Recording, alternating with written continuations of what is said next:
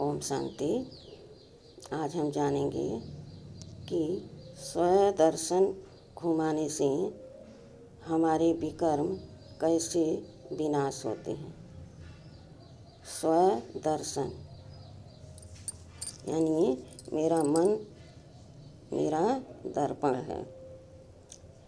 हमें सब दिखाई देता है कि हम सही कर रहे हैं या गलत कर रहे हैं। इसी से अपोजिट परदर्शन है। जब हम हर सेकंड स्वदर्शन नहीं देख रहे कर रहे हैं तो परदर्शन ज़रूर देख रहे हैं। तो अब स्वदर्शन से और परदर्शन से क्या हमें मिलता है। स्वदर्शन से हमारे विकर्म विनाश होते हैं और परदर्शन से हमारे विकर्म और बनते जाते हैं। तो क्या करें हम कि जो हम स्वयं को देखें यानी स्वदर्शन चलाएं, घुमाएं, परदर्शन को न देखें न घुमाएं। मान लीजिए घर में बहुत ज़ोर शोर से झगड़ा हो गया है और आप चले गए खूब सुंदर फूलों के बगीचे में बैठ गए, लेकिन वहाँ क्या चल रहा है? परदर्शन।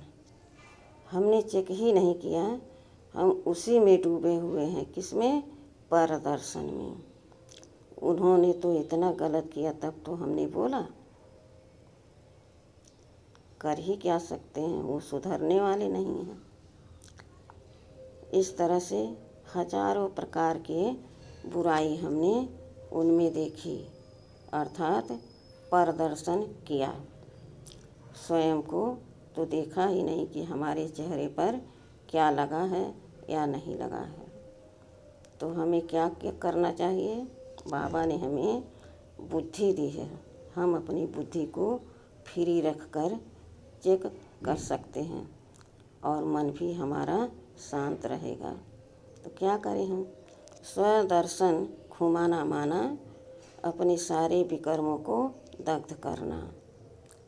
अब मान लीजिए कहीं हम दुकानदार के यहाँ गए, सामान लिया और हम सोचे कि हमको तो इतने दाम में दे रहा है, और वो बाद में कहने लगा, नहीं बहन जी, मैंने तो इतना ही बोला था जब आपने पूछा।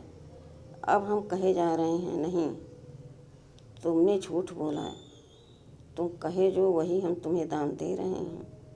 वह कहे जा रहा, नहीं हमने नहीं कहा ऐसा। बात बढ़ गई, सामान तो ले आए, पैसा तो दे दिया, लेकिन परदर्शन इतना चल रहा है कि एक सेकंड भी बंद नहीं हो रहा है। देखो कैसे लोग हैं, झूठ बोल दिए हमसे।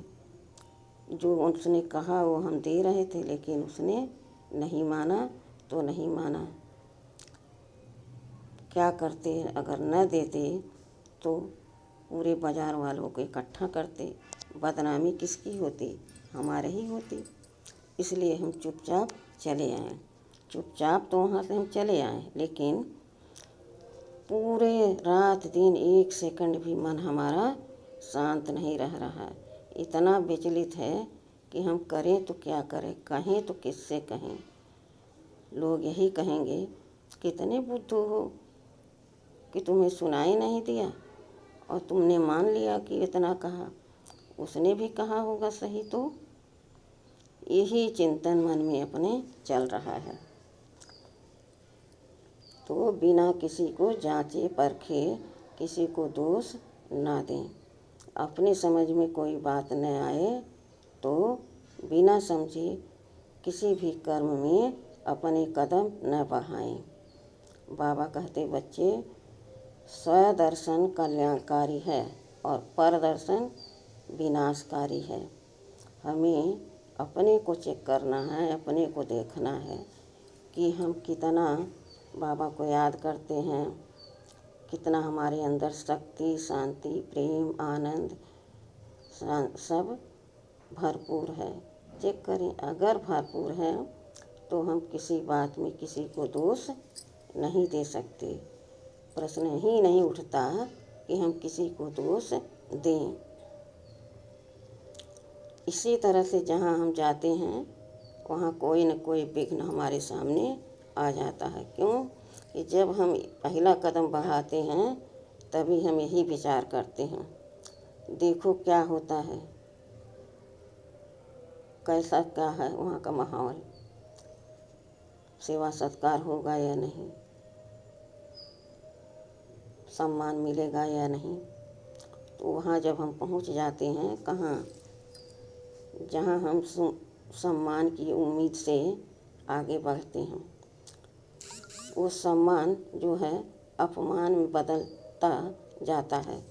क्योंकि मेरे संकल्प जो हैं वो दो तरफा हैं।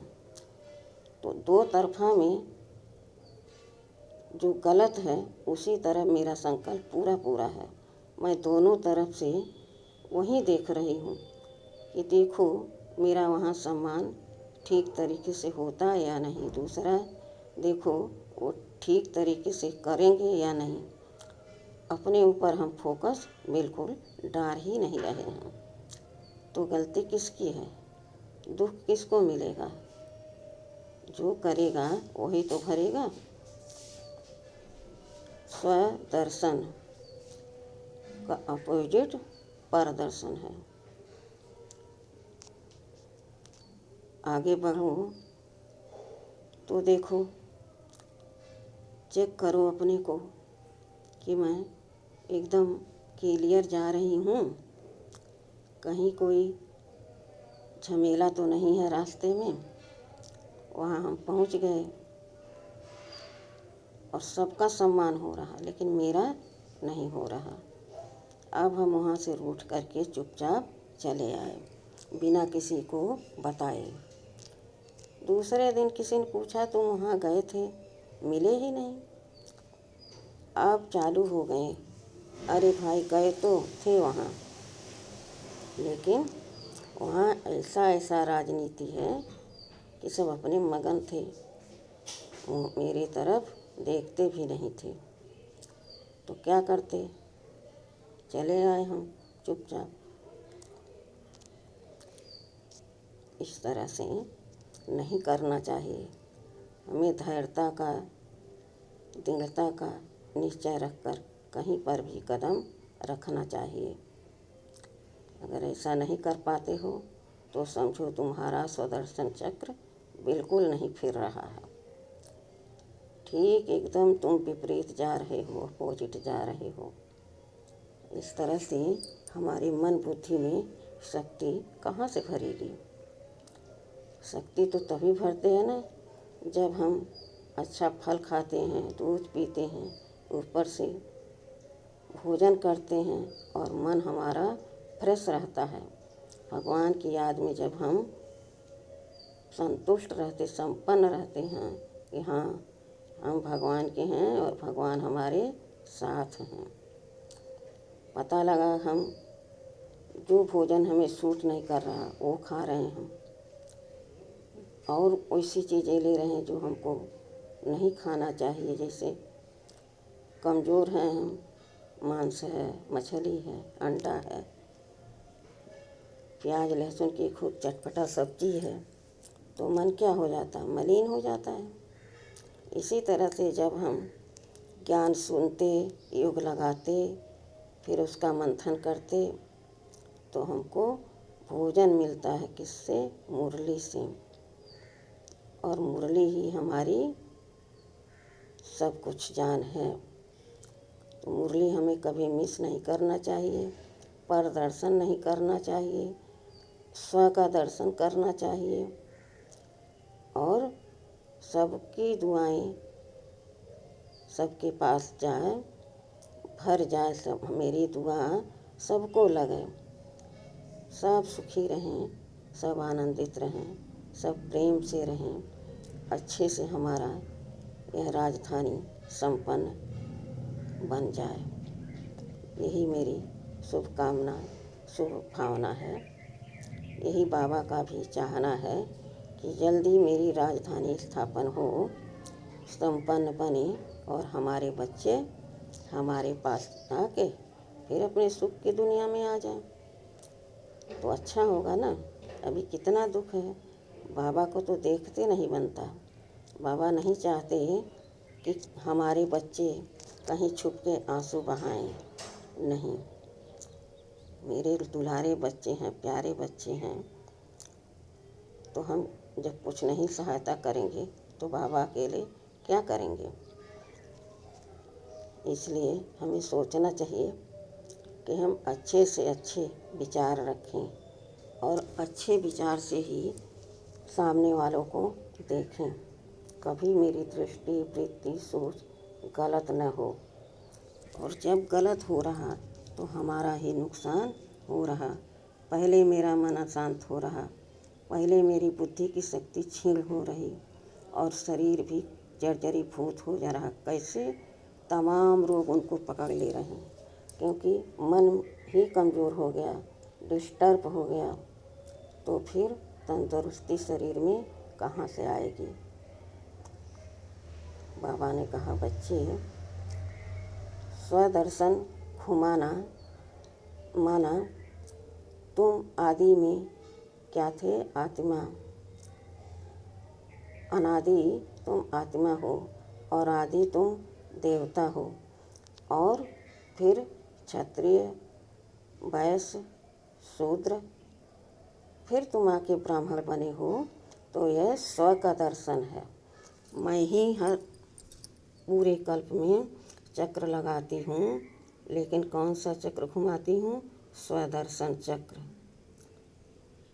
जो आज मैं ब्राह्मण हूँ तो कल मैं आत्मा रहूँगी केवल परम धाम में। जब वहाँ से सतयुगी नई राजधानी में आएंगे तो हम देवी देवता कहलाएंगे। उसके बाद फिर क्षत्रिय, फिर वैश्य, फिर शूद्र। इस तरह से मेरा चक्र फिरता रहता है, किसी और का ये चक्र नहीं। स्वदर्शन चक्र और स्वदर्शन को ही हमें फिराना है, न कि परदर्शन को। अच्छा, ओम शांति।